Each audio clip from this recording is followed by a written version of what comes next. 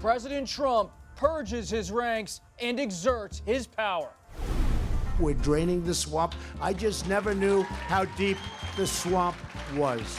The intelligence community is rocked as the president installs loyalists.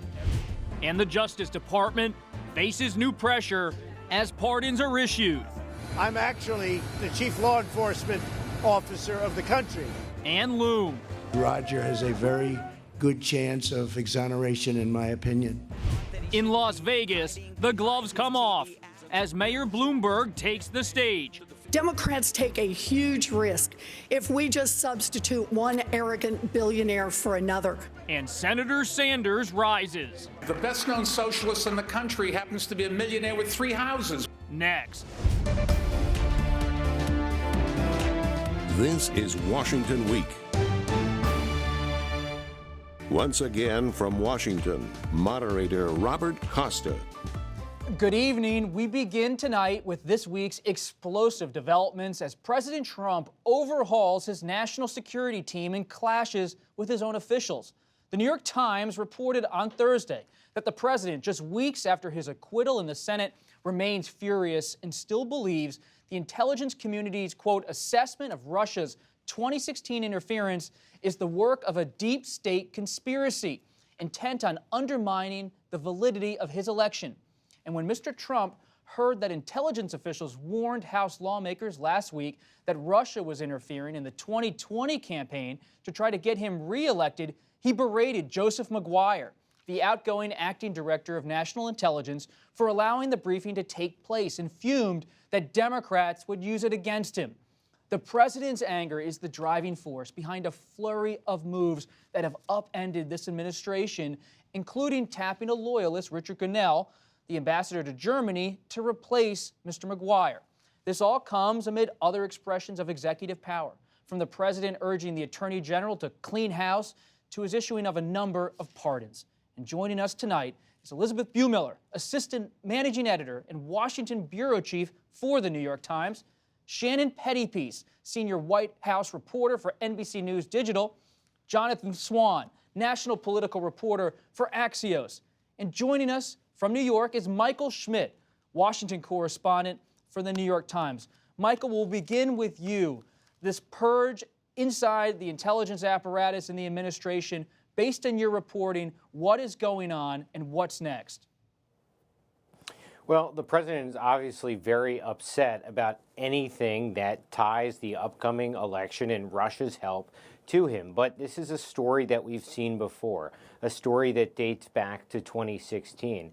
Some reporting in this area that I've seen and I've heard myself is that trying to get their hands around election meddling and preventing that is extremely difficult. And what it usually requires is the person at the top, the president and his national security advisor, to use their power to make sure things are working across the government, to make sure that foreign countries know that they are paying close attention to this issue. And what folks in the government see when this happens, when the president does things like this, is they worry that they will not be prepared for what may be coming, because there's no one at the top of the government who's using every power that they have to stop this. And it's a complex problem. It's something that can involve hacking, it can involve social media, it can involve contacts, and we're starting to see the beginnings of it. Obviously, with these briefings that have come out this week, the briefing up on Capitol Hill, and then learning about the one today that the Sanders campaign received. What was that? The Bernie Sanders, senator from Vermont, was briefed that the Russians are trying to interfere to help him? Correct, that they were trying to interfere to help him. And Sanders having a very different reaction than Trump forcefully coming out to say that this is not something that he wants help from, and that all should be done to try and prevent it. A very different posture than the president's, who still will not even acknowledge that in 2016 the Russians helped to get him elected. Elisabeth, this is happening inside the Department of National Intelligence.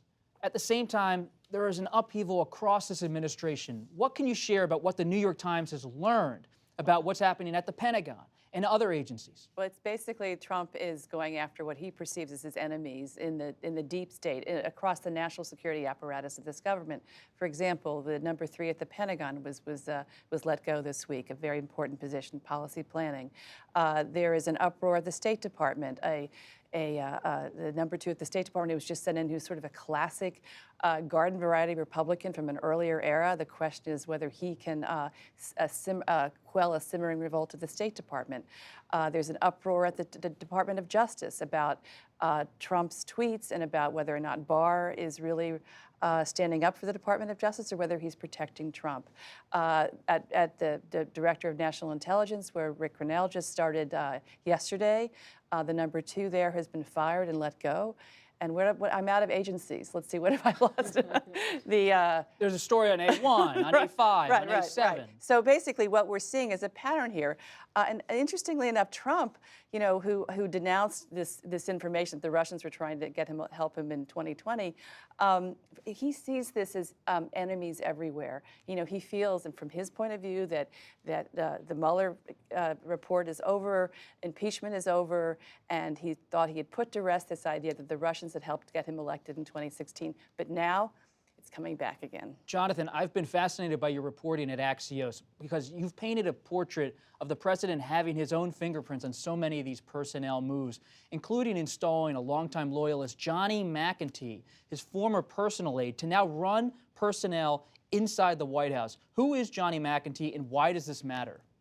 Johnny McEntee is a 29-year-old former college quarterback who worked on the Trump campaign, was his body man, and was fired by the former Chief of Staff, John Kelly, for, it's unclear exactly what, but security clearance problems, was brought back in.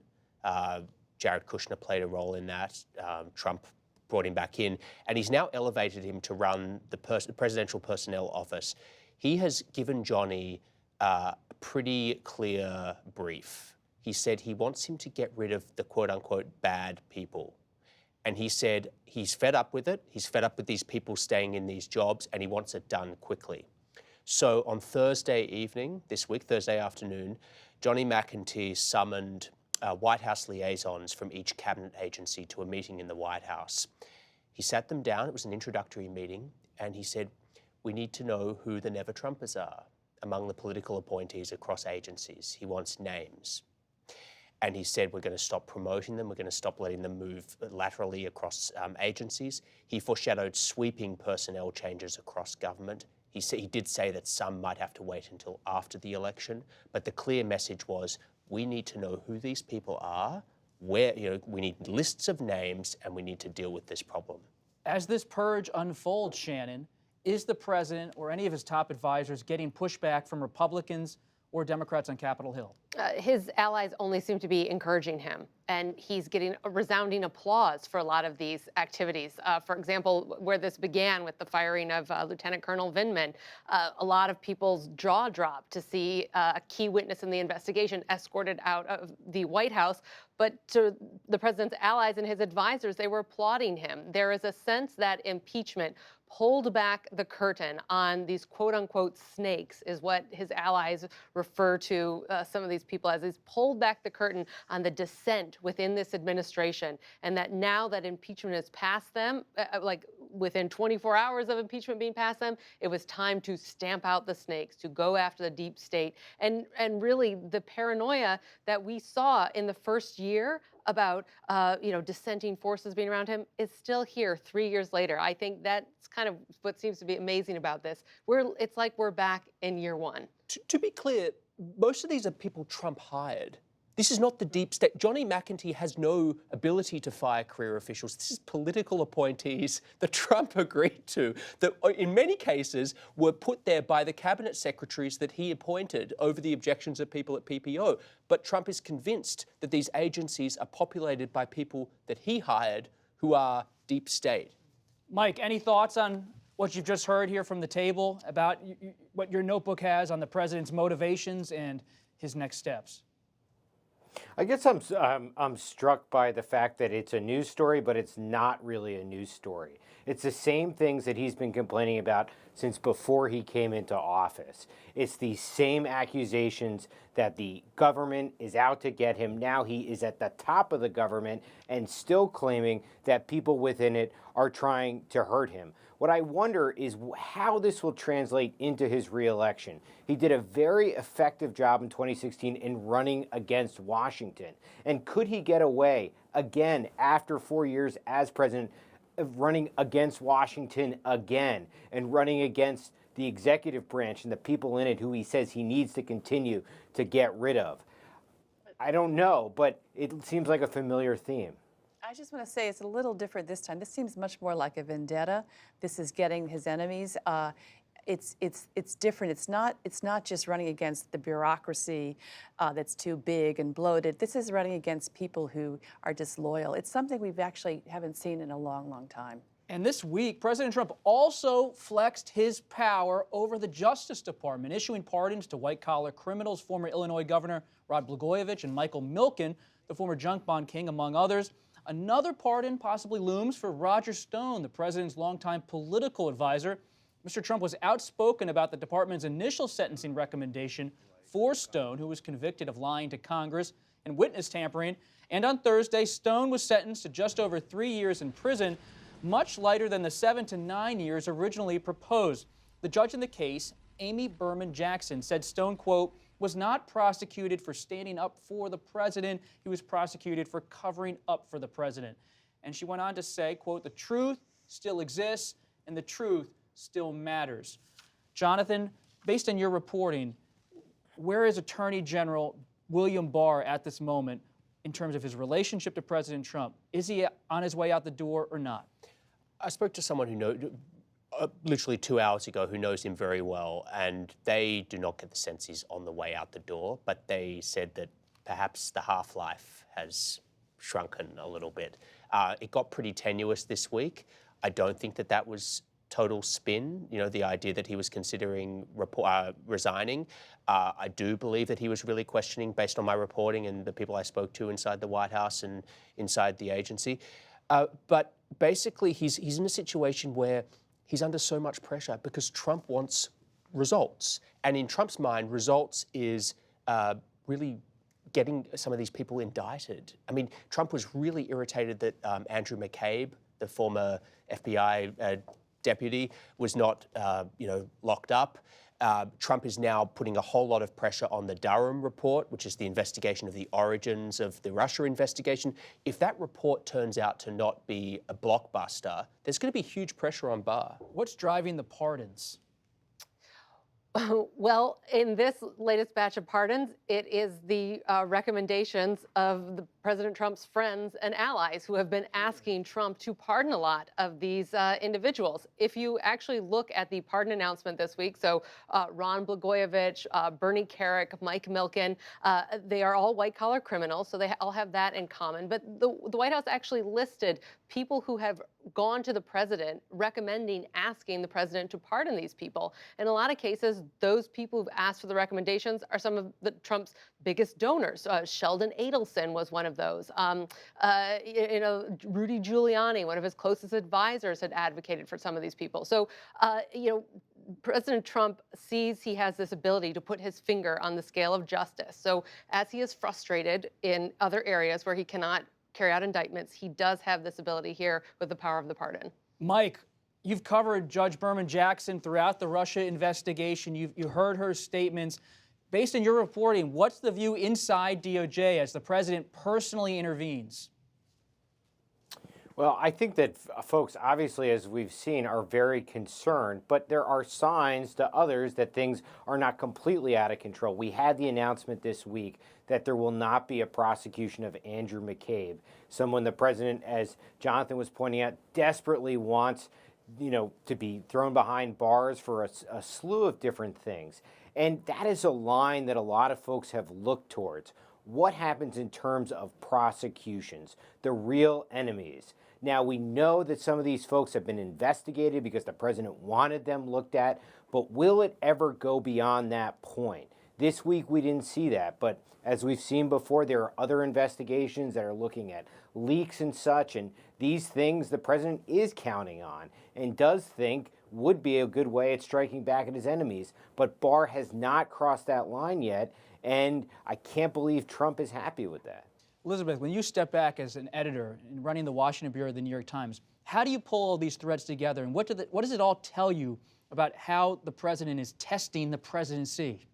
He is every day testing it. He has gone farther than any other president in our lifetime in pursuit of executive power, and he's gone over the line a number of times. But I was just saying, certainly about pardons. One of the reasons he likes pardons is because he can be like a king. Congress can't stop him. The courts can't stop him. That's pretty much unfettered power. And we also know he hasn't actually gone through the formal process through the Justice Department. He just, as Shannon said, he just calls up his friends and business associates and gets ideas, and then does it in a matter of hours. So I think, but what he is doing every day is expanding presidential power. To the point where I predict that the next president, who's not Trump, there'll be a legislation trying to curtail executive power the next time around. I don't know how far it will go, but I think he's just he's gone beyond anything I've seen. The Democrats control the House, but after impeachment, what are their real options for oversight? Well, there'll be hearings on the Hill, but you raise a good question, and a lot certainly is if Trump is reelected, and it's still a Republican Senate. I think there's more of the same.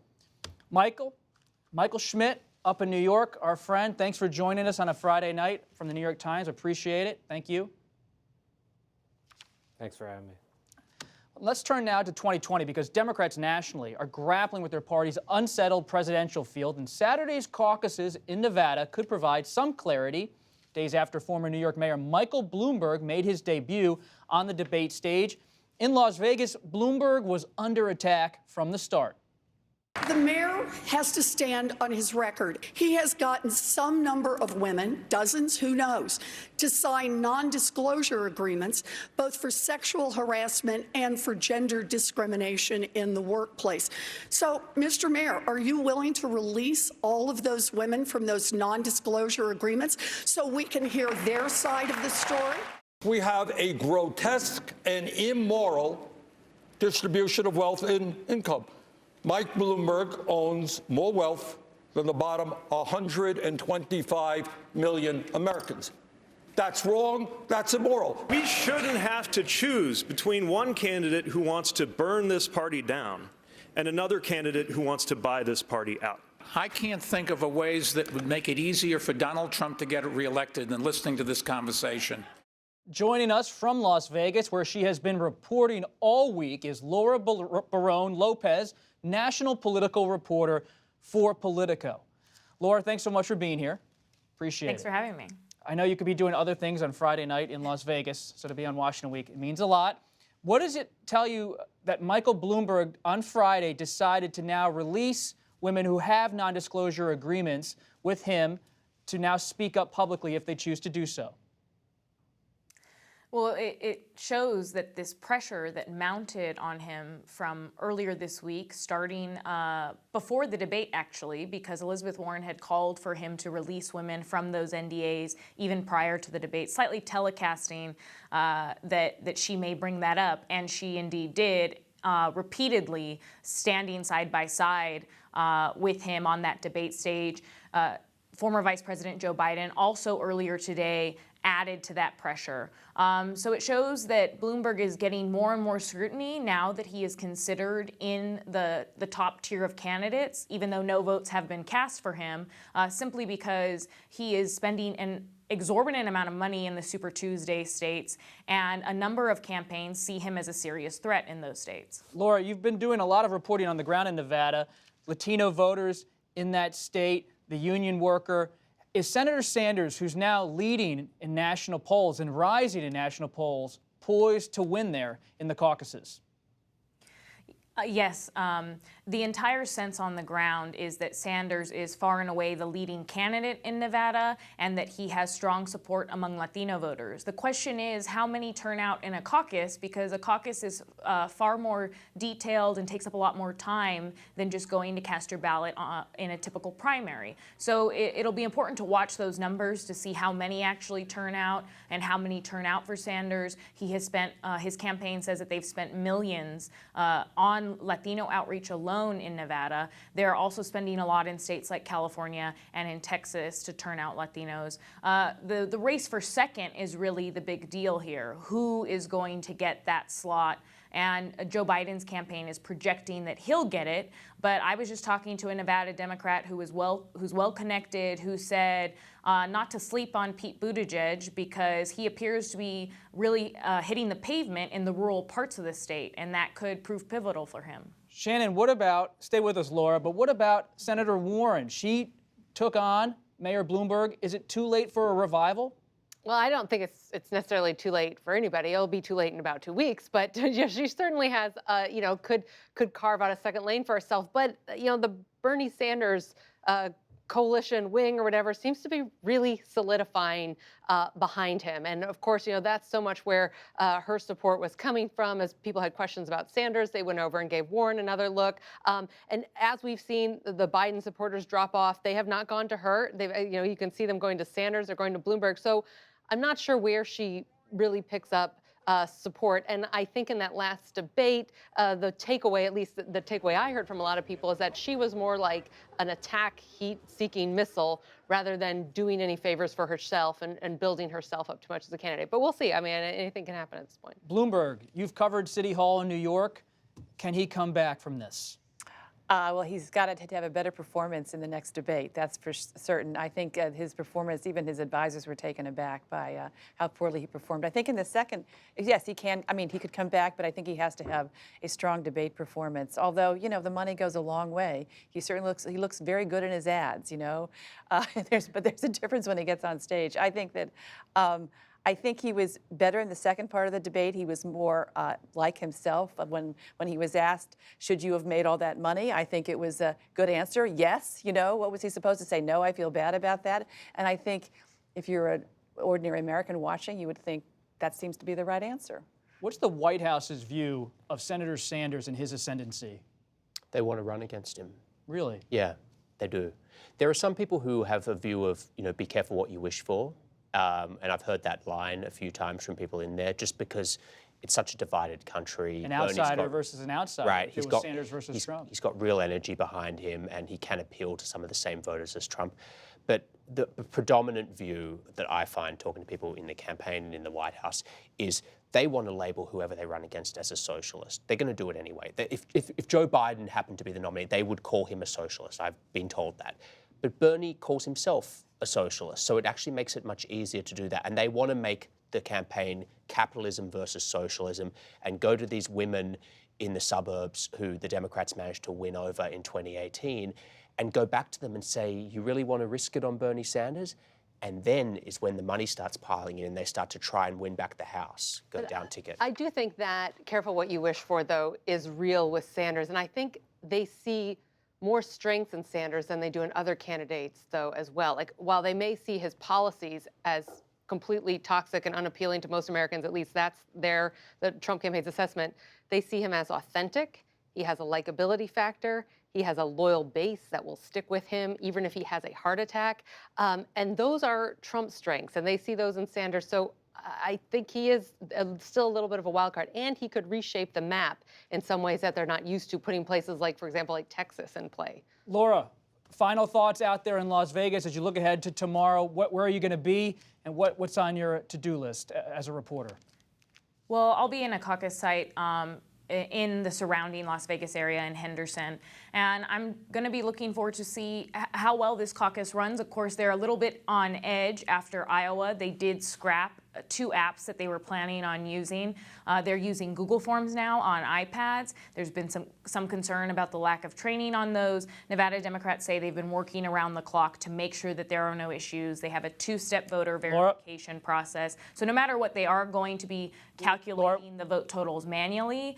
Some campaigns are worried about how this new early vote total. Laura, we have to leave it there. First time Nevada has ever offered votes, the early vote option to make it more accessible. Laura, we have to leave it there. How that's going to factor in.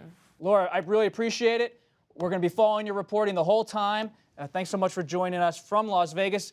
We have to leave it there tonight. The show goes quick, but mark your calendar. We will have a special show next Friday, February 28th, a Super Tuesday preview for a full hour. Check your local listings to make sure you don't miss it. But for now, make sure to watch our Washington Week Extra. Thanks again to everyone for being here. And Laura out in Las Vegas, thank you very much again. I'm Robert Costa. Good night.